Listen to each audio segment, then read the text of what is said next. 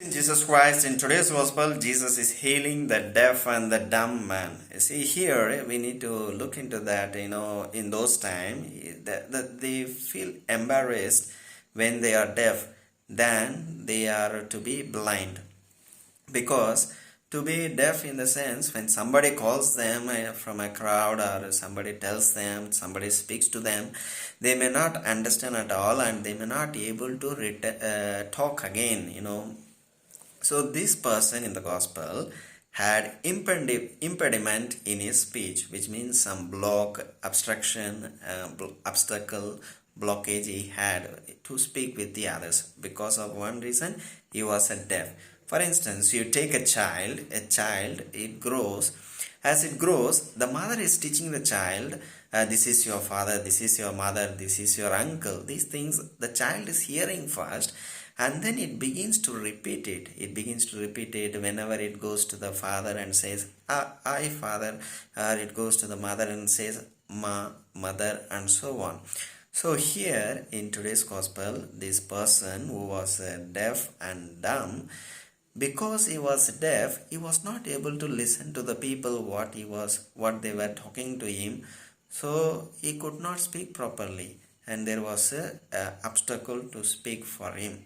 So this was a reason that this person was embarrassed to walk in the midst of the public and to be appear in the public and so on, to talk with the people. So to that person, knowing his feelings, everything, Jesus was taking him aside and then touching his tongue with his spittle. And just he spits on his tongue and then he opens his mouth.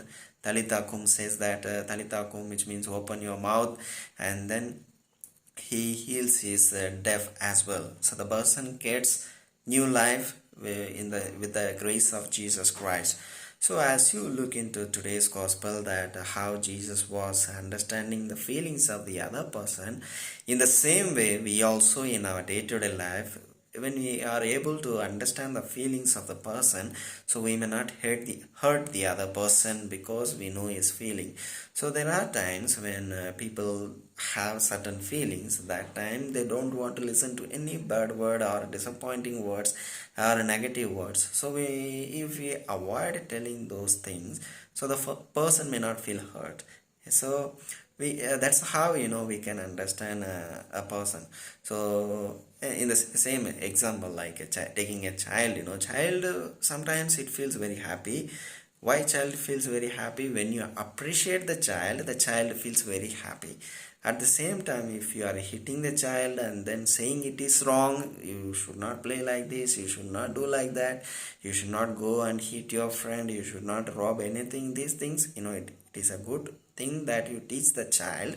At the same time, when you are telling something negative about the child feels crying and it feels very fearful and it gets disappointed if you are wrongly directing the child.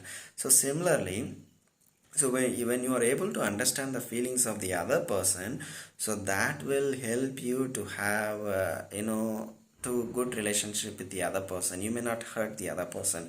So that is what Jesus is doing in today's gospel. So therefore we also need to do the same in our day-to-day lives. So let us try to understand the feelings of the other person, and then according to that feelings, whatever is possible for you to behave or relate, then if you follow that, everything will go well and God will bless us and He will be with us and He will never abandon us, and His grace will be showered upon us each and every day. Thank you.